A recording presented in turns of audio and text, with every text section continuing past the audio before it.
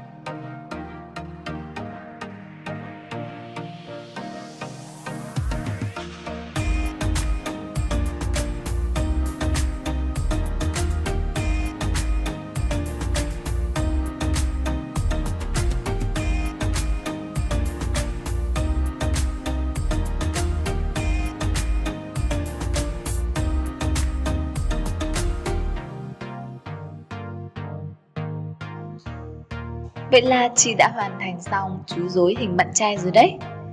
Các em nhớ nhấn like và đăng ký kênh để đón xem những video tiếp theo nhé.